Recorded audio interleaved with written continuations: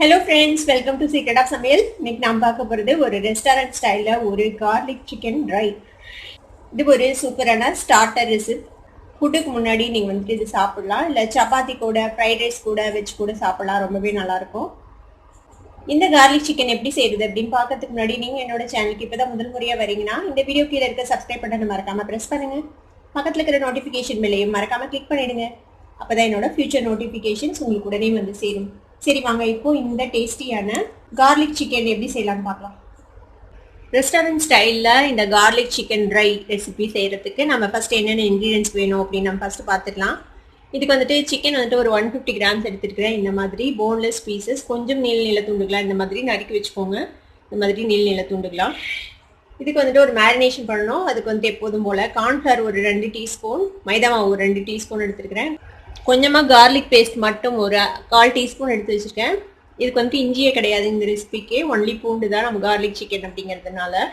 பூண்டு வந்து கொஞ்சம் நிறைய வேணும். இது வந்துட்டு ஒரு முழு பூண்டு இந்த மாதிரி உளிச்சிட்டு நல்லா கட் பண்ணி பொடி பொடியாக சாப் பண்ணி வச்சுக்கோங்க.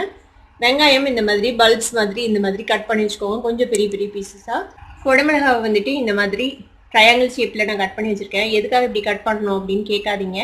இந்த மாதிரி பாயிண்டட் திங்ஸ் வந்துட்டு நம்மளை வந்துட்டு ரொம்ப அட்ராக்ட் பண்ணுமாமா. இதை பார்த்தா சாப்பிடணும் போல இருக்குமா, அதனால தான் நான் வெட்டியிருக்கேன். வேற எந்த ரீசனும் இல்லை. நீங்கள் எப்படி வேணுமோ அப்படி வெட்டிக்கோங்க. ஒரு தக்காளி, ஒரு பெரிய தக்காளி இந்த மாதிரி பியூரி பண்ணி வச்சுக்கோங்க. இது வந்துட்டு வேக வைக்கல, இது பச்சை தக்காளி தான், அப்படியே அரைச்சி வச்சுருக்கேன். ஒரு டீஸ்பூன் அளவுக்கு டொமேட்டோ சாஸ் எடுத்துருக்கேன். இதுக்கு மசாலா பொடிகள் என்னென்ன வேணும்னா மஞ்சள் பொடி கொஞ்சம் ஒரு 1/4 டீஸ்பூன், சில்லி பவுடர் ஒரு 1/2 டீஸ்பூன், சீரகத்தூள் ஒரு 1/2 டீஸ்பூன் எடுத்திருக்கேன். இப்போ இந்த சிக்கனை வந்துட்டு நம்ம ஒரு மேரினேஷன் பண்ணணும். அதுக்கு வந்துட்டு ஒரு பிஞ்ச் ஆஃப் மஞ்சள் பொடி போட்டுக்கோங்க கொஞ்சமாக. அதே மாதிரி கொஞ்சமாக சீரகத்தூள் போட்டுக்கலாம். இதுலேயும் அந்த ஃப்ளேவர்ஸ்லாம் இறங்கணும்ல, அதுக்காக தான் இதுலேயும் ஆட் பண்ணுறோம். கொஞ்சமாக சில்லி பவுடர் போட்டுக்கலாம். 1/4 டீஸ்பூன் அளவுக்கு கார்லிக் பேஸ்ட்டு. இந்த மைதா மாவு கார்ன்ஃப்ளவர் 2 டீஸ்பூன் எடுத்து வச்சுருக்கேன். அதையும் இதோட ஆட் பண்ணிக்கோங்க. சிக்கனுக்கு தேவையான அளவுக்கு உப்பு சேர்த்திக்கலாம். மசாலாக்கு அப்புறமேட்டு கொஞ்சமாக உப்பு சேர்த்திக்கலாம். இதுக்கு தேவையான அளவுக்கு மட்டும் சேர்த்துக்கோங்க. இப்போ இதில் கொஞ்சமாக தண்ணி விட்டு இதை வந்துட்டு மிக்ஸ் பண்ணிக்கலாம். இந்த மேரினேஷன் வந்து ரொம்ப நேரம் ஊற தேவையில்ல, கலந்த உடனேயும் நம்ம பொரிச்சு எடுத்துடலாம். இதை நல்லா மிக்ஸ் பண்ணிக்கோங்க.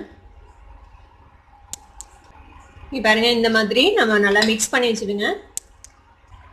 ஒரு கடாயில் வந்துட்டு எண்ணெய் வச்சுருக்கேன் டீப் ஃப்ரை பண்ணுறதுக்கு. இப்போ இந்த நம்ம மேரினேட் பண்ண இந்த சிக்கன் பீசஸை வந்துட்டு போட்டு பொரிச்சு எடுத்துடலாம்.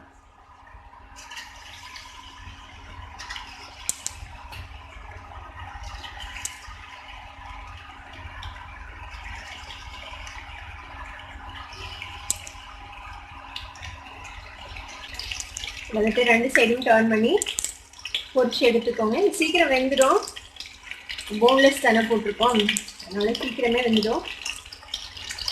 சிக்கனை வந்துட்டு ஓவர் குக் பண்ணாதீங்க. ஓவர் குக் பண்ணிங்கன்னா ஹார்ட் ஆகிடும் சிக்கன், நல்லா இருக்காது. அப்புறமேட்டு அந்த சாஃப்ட்னஸ் போயிடும், ஜூஸியாக இருக்காது சிக்கன்.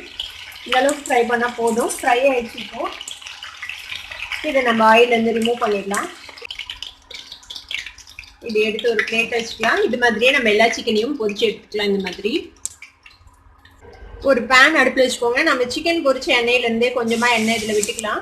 ஒரு 2 டீஸ்பூன் அளவுக்கு எண்ணெய் விட்டிங்கன்னா போதும். இதுக்கு ஜாஸ்தி எண்ணெய் தேவையில்லை. இப்போ இந்த எண்ணெய் நல்லா சூடாக இருக்குது. இப்போ நம்ம இந்த பூண்டை போட்டுடலாம், வெட்டி வச்சிருக்கிற இந்த கார்லிக்.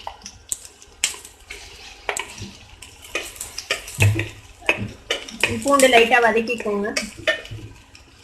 பாருங்க, லேசாக கலர் மாறுது பூண்டு. இப்போ நம்ம வந்துட்டு ஆனியன் போட்டுடலாம். அதோட வெங்காயத்தையும் அதோட சேர்த்து வதக்கிக்கோங்க. இந்த வெங்காயத்தை போட்டு ஒரு 1 நிமிஷம் அப்படியே வதக்கிக்கோங்க.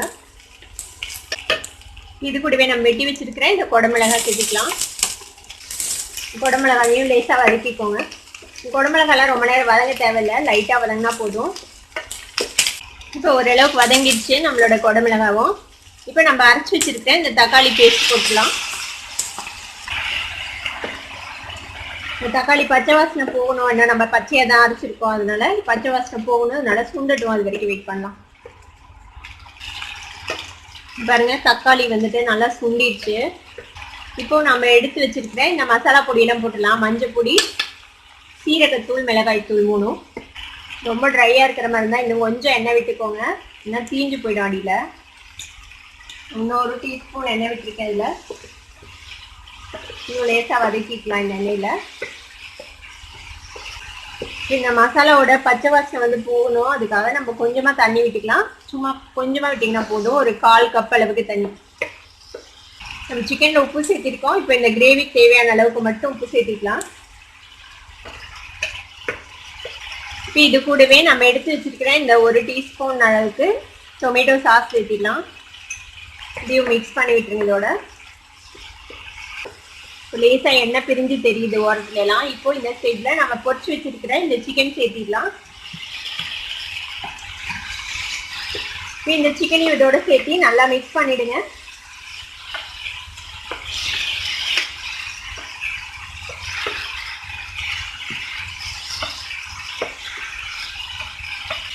நல்லா எல்லா சிக்கன்லேயும் இந்த மசாலா நல்லா கோட் ஆகணும், அந்த மாதிரி நல்லா மிக்ஸ் பண்ணிக்கலாம். இப்போ இதுக்கு மேலே கொஞ்சமாக கொத்தமல்லி தழை கட் பண்ணி போட்டுடலாம்.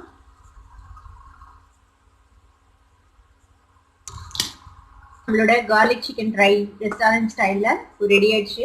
இது ஒரு மிக்ஸ் பண்ணி அடுப்பு ஆஃப் பண்ணிட வேண்டியதுதான். இந்த கார்லிக் சிக்கனை நீங்களும் ட்ரை பண்ணி பார்த்துட்டு எப்படி இருந்தது அப்படின்னு கமெண்ட்ஸில் ஃபீட்பேக் கொடுங்க. இந்த வீடியோ உங்களுக்கு பிடிச்சிருந்ததுன்னா சப்ஸ்கிரைப் பண்ணுங்க, பக்கத்தில் இருக்கிற பெல் ஐக்கானை கிளிக் பண்ணுங்க. அப்போ என்னோட நோட்டிஃபிகேஷன்ஸ் உடனே உங்களுக்கு வந்து சேரும். லைக் பண்ணுங்க, ஷேர் பண்ணுங்க. தேங்க்யூ ஃபார் வாட்சிங் this video viewers. Bye bye.